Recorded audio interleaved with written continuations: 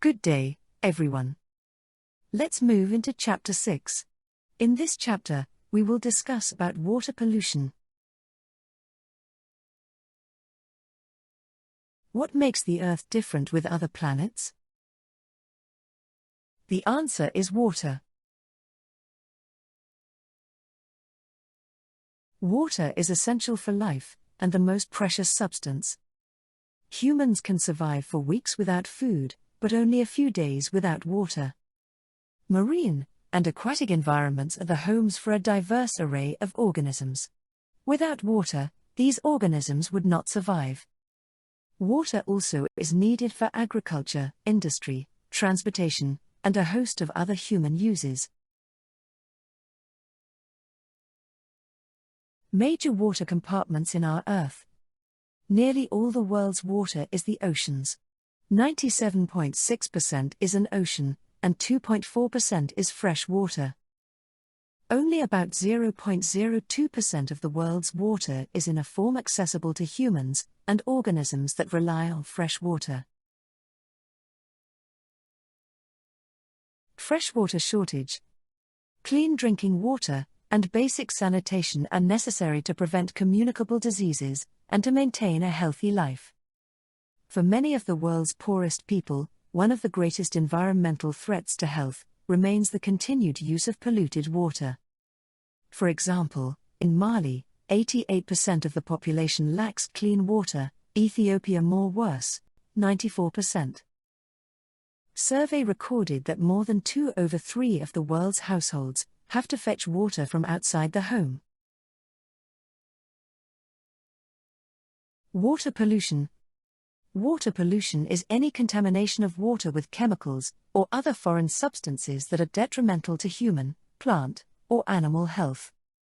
These pollutants include fertilizers and pesticides from agricultural runoff, sewage, and food processing waste, lead, mercury, and other heavy metals, chemical wastes from industrial discharges, and chemical contamination from hazardous waste sites.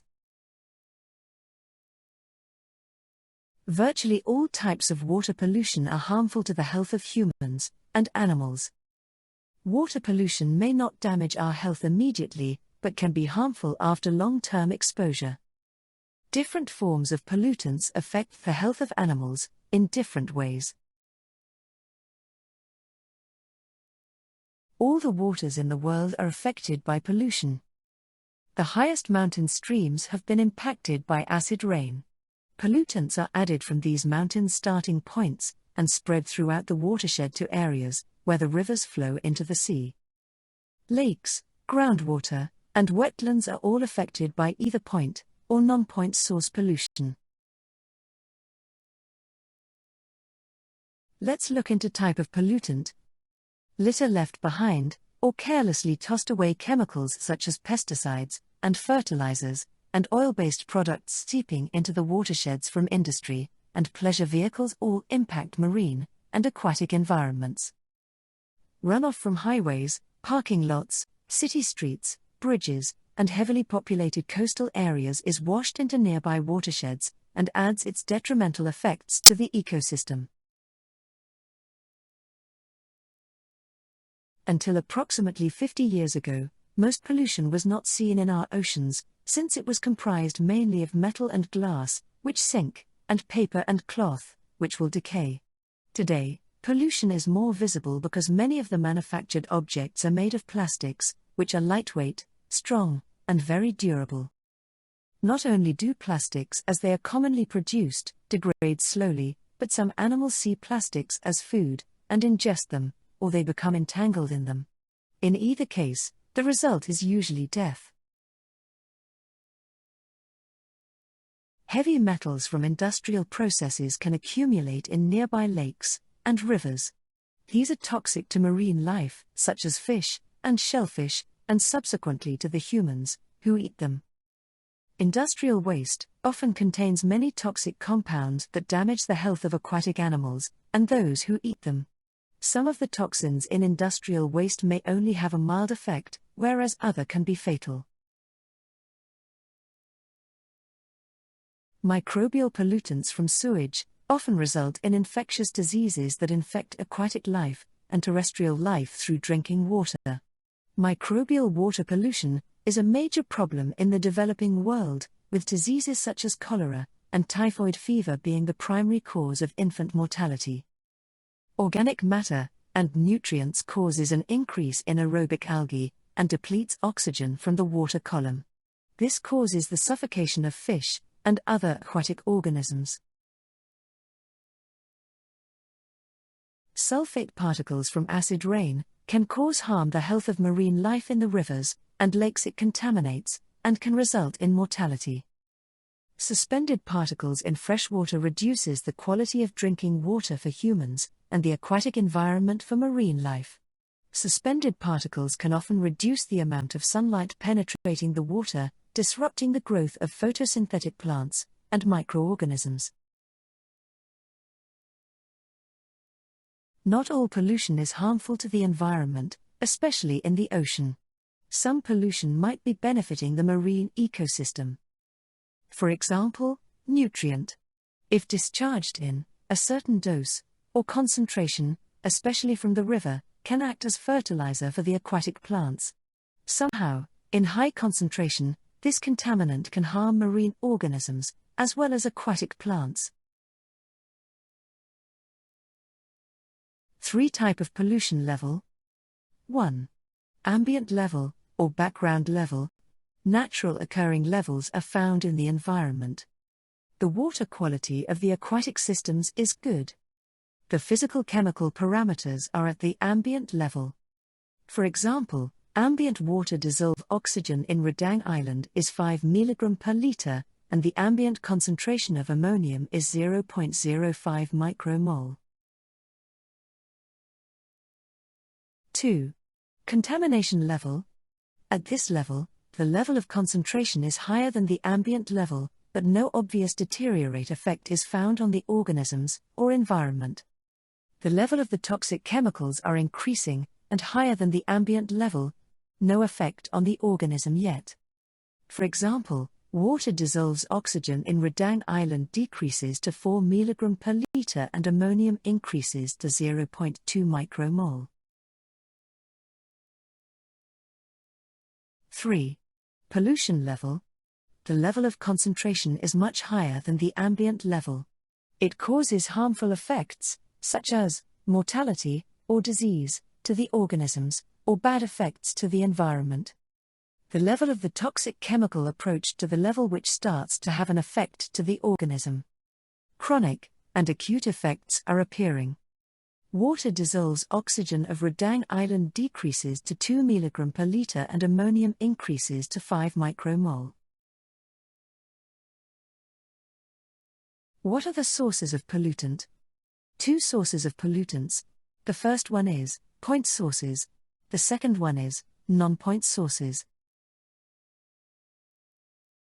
Point sources.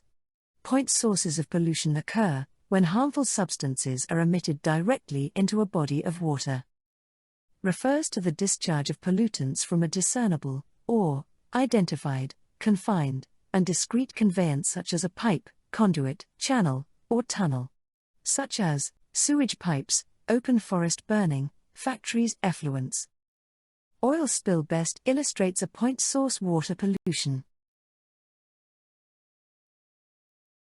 Non-point sources, or diffused sources. Non-point source delivers pollutants indirectly, through environmental changes. Non-point type is when fertilizer from a field is carried into a stream by rain, in the form of runoff, which in turn affects aquatic life. Pertains to the input of pollutants from dispersed, diffuse, and uncontrolled sources, such as general surface runoff, groundwater seepage, and atmospheric fallout. For example, acid rains, haze, particles in the air.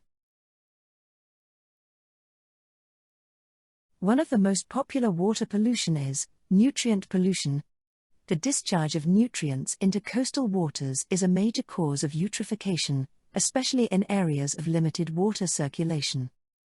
Nutrient pollution is the common thread that links an array of problems along the coastline, including eutrophication, harmful algal blooms, dead zones, fish kills, some shellfish poisonings, loss of seagrass and kelp beds, some coral reef destruction, marine mammal and seabird deaths.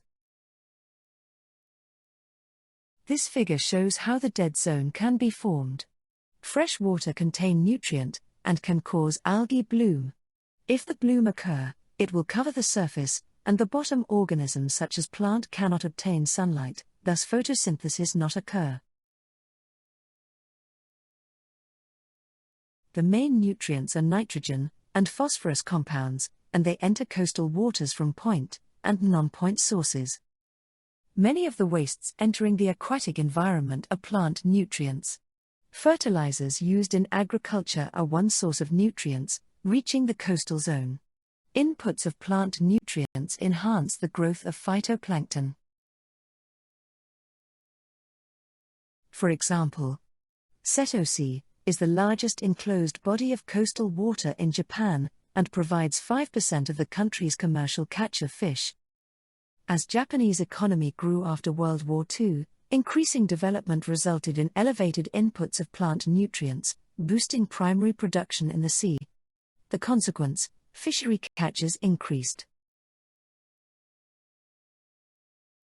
When we talk about nutrient pollution, we will relate it with eutrophication.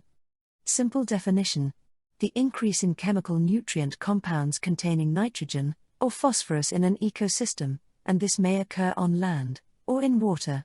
However, the term is often used to mean the resultant increase in the ecosystem's primary productivity, excessive plant growth and decay, and further effects including lack of oxygen, and severe reductions in water quality, fish, and other animal populations. This figure compares the healthy ecosystem and the eutrophic ecosystem. What are the ecological effects? Increased biomass of phytoplankton, toxic or inedible phytoplankton species, increases in blooms of gelatinous zooplankton, decreased biomass of benthic and epiphytic algae, color, smell, and water treatment problems, dissolved oxygen depletion. Increased incidences of fish kills, loss of desirable fish species, reductions in harvestable fish and shellfish, decreases in perceived aesthetic value of the water body, new species invasion. Next, industrial pollution. A stream is polluted when it has been unacceptable for a defined usage by a pollutant. When the pollutant has industry as a point of origin, as opposed to domestic residences, the waste is an industrial waste. Pollution which can be directly linked with industry, in contrast to other pollution sources. This form of pollution is one of the leading causes of pollution worldwide, estimated that up to 50% of the nation's pollution is caused by industry. Industrial pollution is a serious problem for the entire planet, especially in nations which are rapidly industrializing. This form of pollution dates back to antiquity, but widespread industrial pollution accelerated rapidly in the 1800s, with the start of the Industrial Revolution. The period mechanized means of production, allowing for a much greater volume of production, and generating a corresponding increase in pollution. For example, the use of fuels like coal. There are a number of forms of industrial pollution. One of the most common is water pollution, caused by dumping of industrial waste into waterways, or improper containment of waste, which causes leakage into groundwater and waterways.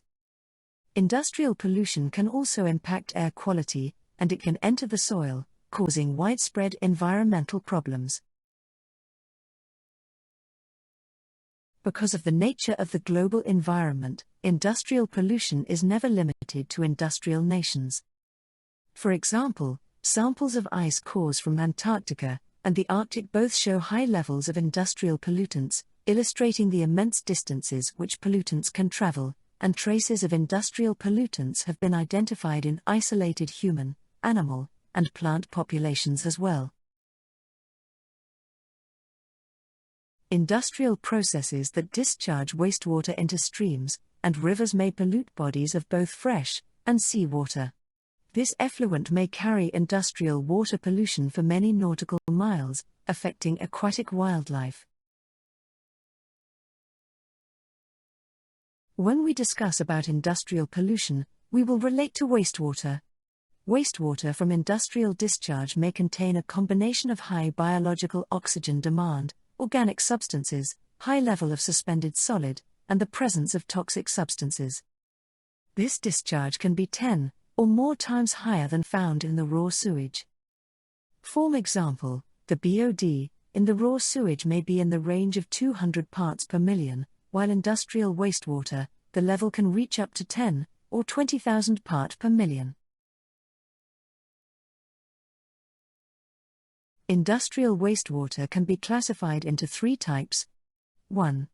Wastes with high BOD, oil palm, rubber, fruits and vegetable canning, milk, beverage, sugar cane refineries.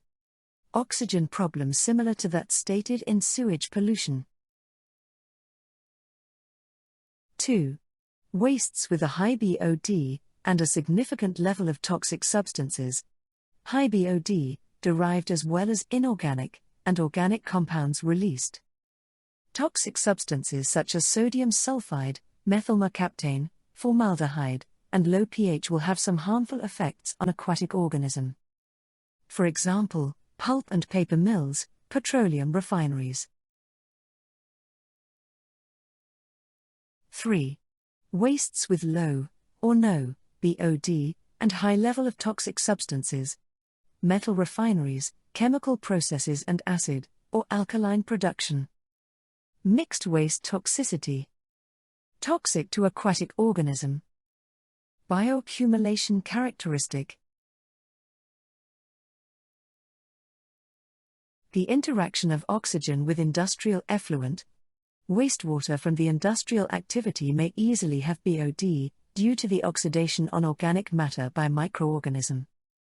If wastewater is discharged into the aquatic system, the oxygen level in the water would drop. However, as the distance from outfall increases, the oxygen influx from the atmospheric will exceed the microbial respiration rate. Therefore, the oxygen level is slowly back to virtually 100% as distance increases. For example, in picture A, the discharge waste is sufficient high in BOD. You can see that the oxygen level drops to 0%. For picture B, there are 2 or more industrial activities. The phenomenon occurs when the waste from the earlier out are still apparent in water and combined with the new discharge. The water quality along with the discharge or river system may undergo a deleterious. Oxygen concentration may drop to 0 or anoxic level.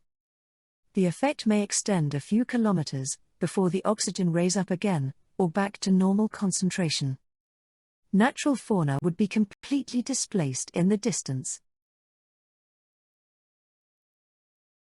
This figure shows the difference between mild, heavy, and gross pollution. Agriculture pollution.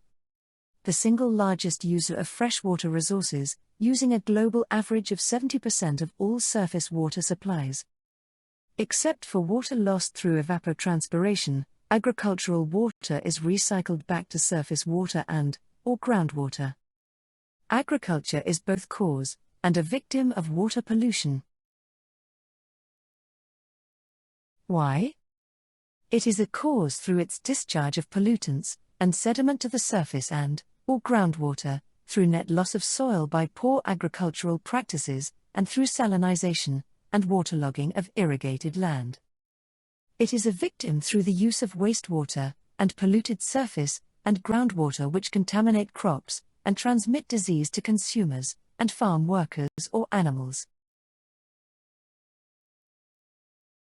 These effects are counteracted and thereby aggravated by ever larger inputs of pesticides, insecticides, fungicides, herbicides, and chemical fertilizers that are now producing negative returns, while increasing systemic pollution of the food chain.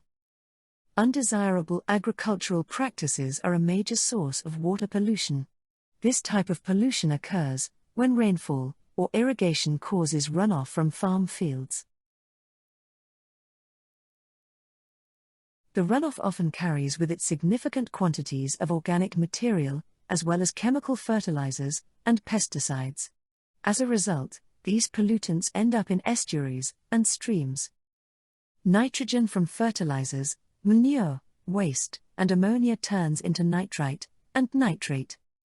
High levels of these toxins deplete waters of oxygen, killing all of the animals and fish. The problem of agricultural pollution is not simply felt in farming regions. Contaminants in rivers can be carried all the way to the ocean, and polluted air can be blown to other areas with a denser population. Agriculture runoff. Runoff is water from rain which is not absorbed and held by the soil, but runs over the ground and through loose soil. Agricultural runoff is water leaving farm fields because of rain or irrigation. As runoff moves, it picks up and carries pollution, which it can deposit into ponds, lakes, coastal waters, and underground sources of drinking water. Polluted agricultural runoff is the leading source of water pollution in rivers and lakes. It can also trigger algae blooms in coastal waters and produce dead zones in the ocean, where there is no oxygen, and few fish or wildlife can survive. Next, aquaculture pollution. One of the huge industries, and the world's fastest growing food sector. Worth a massive $56 billion globally, and provides 1/3 of the fish people consume. Farming of fish, shrimp, and shellfish often is viewed, and marketed, as a way to take pressure off wild fisheries, and provide needed income to coastal communities. But some types of aquaculture are actually increasing pressure on several already threatened marine species. Those impacts depend upon the species being farmed. Oyster and clam farms, for example, have fewer impacts than shrimp and salmon farms, which in turn have fewer impacts than tuna farms. The detrimental impacts can be huge, and have even proven disastrous in some parts of the world. Impacts on local marine biodiversity can in turn cause problems for local communities that rely on marine resources for their livelihoods. These are some of the aquaculture impacts: pollution, eutrophication, competition for space, habitat damage and destruction, escaped farmed fish, wild-caught fish for fish feed, wild-caught fish for farming. Thermal pollution. Thermal pollution can be defined as the degradation of water quality by any process that changes ambient water temperature. Abnormal or harmful increases of water temperature in all aquatic environments. Generally caused by either dumping hot water from industrial activities and power plant. These industries use water sources as a coolant. When water used as a coolant is returned to the aquatic environment at a higher temperature, the change in temperature decrease oxygen supply and affect the ecosystem composition. Urban runoff and storm water discharge to surface waters from roads and parking lots can also be a source of elevated water temperatures. When a power plant first opens, or shuts down for repair or other causes, fish and other organisms adapted to a particular temperature range can be killed by the abrupt change in water temperature. This phenomenon is known as thermal shock. Next, the most common pollution, sewage pollution. Sewage waste is created by residences, institutions, hospitals, commercial, and industrial establishments.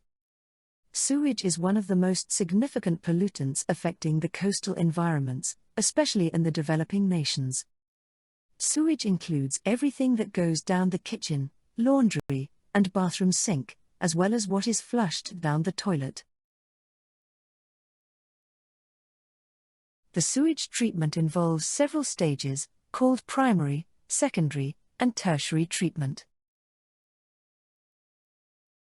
Primary sewage treatment deal with large solids, which are removed by screening, macerated, and returned to the sewage flow. Screening and grinding for the removal of debris and rags, grit removal by sedimentation, and flotation for the removal of excess oil and grease.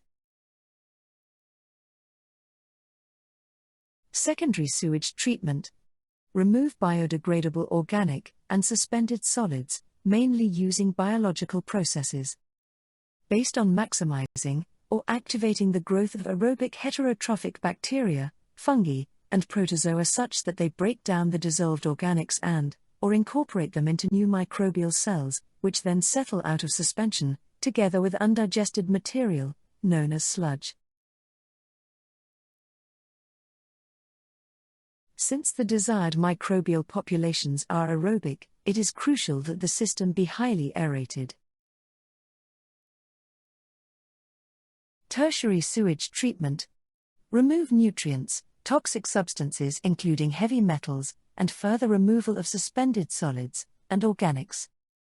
The now nearly purified water flows from the post-secondary sedimentation tanks into a large basin, where it is chlorinated to kill any remaining potential pathogens. Do you know what water quality standard for? Water quality standard is developed to control the level of pollutants below the safety level for the aquatic environment. To develop the water quality standard, we have to run bioassay test.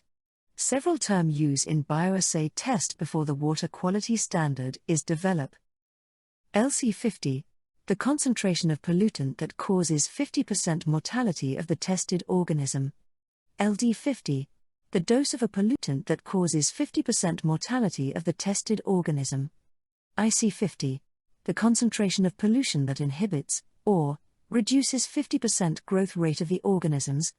EC50, the concentration of pollutant that has an effect on 50% of the organisms tested. For example, egg hatching rate, growth rate. General guidelines to choose the testing organisms. Organisms should be commercially important and sensitive to the environment. The organism must be easy to obtain and maintain in the laboratory. The biology, feeding behavior, and ecology of the organism must be known. Healthy and disease-free organism. Organisms should be acclimatized for at least 2 weeks before use. Mortality of organism in control tank less than 10%, or repeat the testing. Class of water quality based on the water quality standard. Class 1. Conservation of natural environment. Water supply C1. No treatment necessary. Fishery C1, very sensitive aquatic species.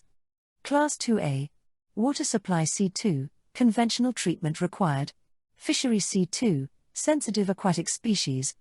Class 2B, recreational use with body contact. Class 3, water supply C3, extensive treatment required. Fishery C3, common of economic value and tolerant species livestock drinking. Class 4, only suitable of irrigation. And, lastly Class 5, none of the above, which is polluted. That's all for this chapter, water pollution. Thank you.